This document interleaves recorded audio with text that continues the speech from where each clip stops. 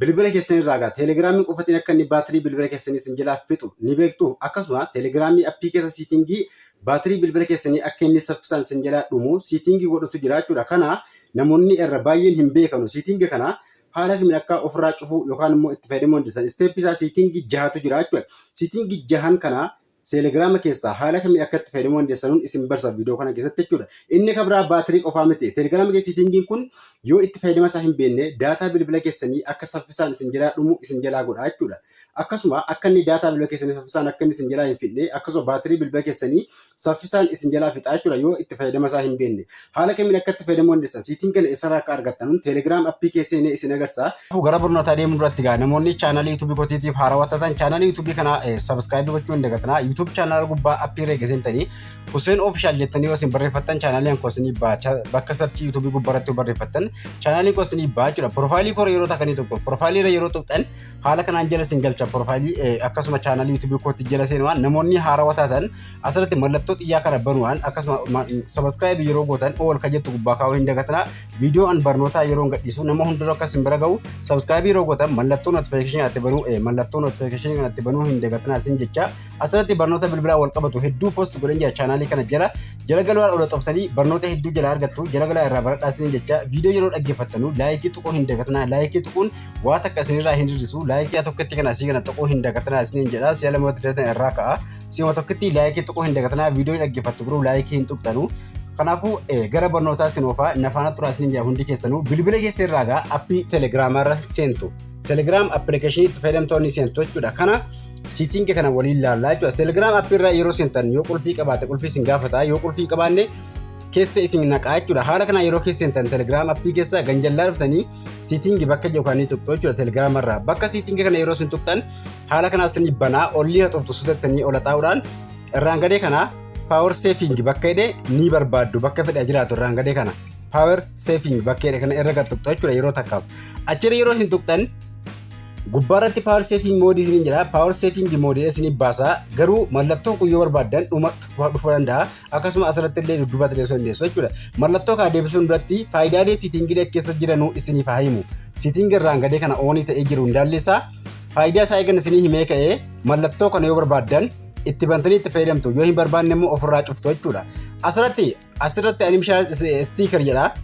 Animishaa stiikeriin kun oonii ta'ee jira.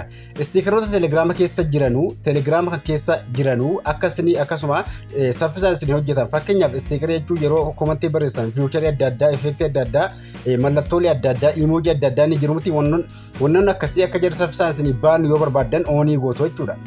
Kana jechuudha kana oonii gootu. Inni kabraa asirratti awwala inni ganjallaa kun animishaan iimoojiidha. Iimoojiilee adda addaa akkasii bahu yoo barbaaddan iimoojii sana kana oonii gootu jechuudha. Iimoojiin sun kanneen fakkeenyaaf telegiraama keessatti wadiqqata guruppii adda addaa waalleeta adda addaa yookaan immoo fayyadamaa raattan iimoojii ni jiru. Iimoojii baay'eetu jiru jechuudha. Iimoojii kanneen akkasii akka jarrisanii baanu bakka waa barreessuu irratti iimoojii sana namaa erguu dandeessu. Saffisaan akka jarrisanii baanu ofumaan abdii ta'anii ka haaraawni akkasii bahu yoo barbaadan oonii gootu jechuudha. Isa kana effektiin chaatii yeroo namaa gootan fakkeenyaaf telegiraamarraa namaa waa barreessuu bakka waa barreessuu irratti chaatii barreeffamaa fi waan barbaadan namaa erguu akka isin dandeessa saffisaan akka isin dalaguu isin gargaara yoo oonii gootan jechuudha. Siitingin kun inni sadeessaa animishaa informis yeroo dawwalaa sagalee qulqullinaan akkasuma saffisaan akkasii waamuu fi yeroo namaa naasoftan qulqullinaan akka namaa naasoftan isin gargaara jechuudha inni kun. Kanaafuu autoplay viidiyoon akka ofiin taphatu telegiraama keessatti yeroo viidiyoo irra tuqxan guruppii ta'ee chaanala namaa ta'ee viidiyoon ofiin taphataa jechuudha. Isa kana yoo oonii gootan chaanalii ta'e akkasuma ta'ee telegiraama keessatti yeroo viidiyoo irra tuqxan akka ofiin taphatu baakgiraawundi irratti jechuudha. Kanaafuu asirratti kana jechuudha asirratti autoplay giftii adda addaa namaa kennuu yoo barbaaddan akka inni saffisaan nama sana dhaqu isin gargaara jechuudha. Inni kunis akkasuma akka inni saffisaan walumaa galatti saffisaan akka inni hojjetu siitingii keessa jiru kun telegiraamii appiin akka inni saffisaan hojjetu isin fayyada jechuudha. Inni kabraa inni guddaan mallattoo power saving kana baatirii ka fixuu danda'u kami yoo mallattoo kana asirratti haala kanaan oofii goonee dhumarra keenye mallattooleen ganjallaa jira kun ofiin of cufu jechuudha oofii ta'u. Haala kanaan yoo ofii gootan baatiriin bilbila keessanii qusatama saffisaan isin jalaa hin dhumu jechuudha. Baatirii isin itti fayyadamtan chaarjii mobaayila keessanii isinii qusata. Akkasuma daataan akka saffisaa isin jalaa hin dhumne isin godha yoo daataa fayyadamtan ta'e daataa isin fayyadamtan saffisaan hin dhumu baatiriin bilbila keessanii ni qusatama jechuudha yoo haala kanaan keessa.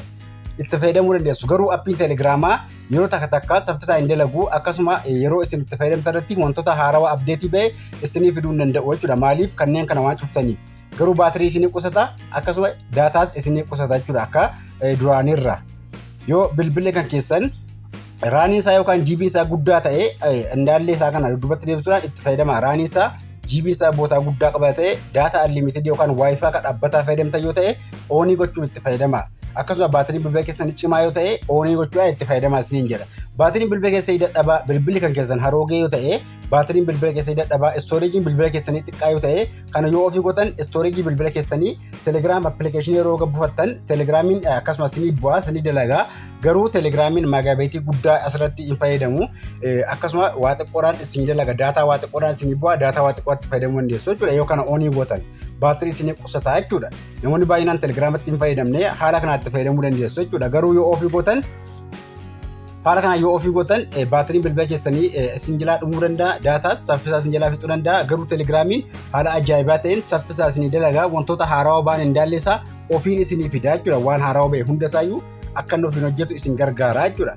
Kanaafuu asirratti daataa kan fixuu fi akkasuma haala kamiin daataa fixaa haala kamiin itti fayyadamna isa jedhu isin barsiisaa jechuudha. Siitingii kana hundasaa keessatti yoo bilbilli keessan raanii isaa guddaa ta'e baatirii isaa cimaa ta'e daataa isin fayyadamtan kan dhaabbataa kan hin dhumne yoo ta'e oonii gochuudhaan hundasaayyuu itti fayyadamaa isiniin jedha. Akkasuma yoo bilbilli keessan dadhabaa ta'e teelegiraama baay'ee ittiin fayyadamtan teelegiraama appiitti baay'inaan ittiin fayyadamtan yoo ta'e immoo siitingii kana ofirraa cufuudhaan itti fayyadamaa isiniin jecha haala kanaatti fayyadamaa akkasuma teelegiraama kana keessaa asirratti waan akka isin agarsiisaa chaanalii teelegiraama Hussein Official chaanalii kana namoonni hin beekne Hussein Official yoo gootan chaanalii teelegiraama kootii linkii viidiyootiif akkasuma guyyaa chaatiidhaaf wantoota adda addaa asirratti barreessuu dandeessanii namoonni hin beekne yoo jiraatan jooyin godhaati chaanalii kanatti makamaa isiniin jedha. Chaanalii kana jooyin godhaa namoota hedduu bira akka ga'u sheer godhaa isiniin jecha chaanaliin kun ankooti.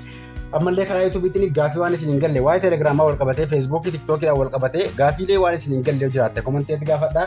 Akkasuma viidiyoolee kana akka namoota hedduu bira ga'u laayikii fi sheerii gochuu hin dagatinaa. Namoonni haarawaa taatanii hanga onaa sabiskiraayibiin godhii sabiskiraayib godhaa. Namoonni hanga onaa laayikiin tuqin laayikii tuquu hin dagatinaa isin jedhaa. Gaafii qabdaan komenteetti barreessaa barnoonni irraa sumatti dhaabata.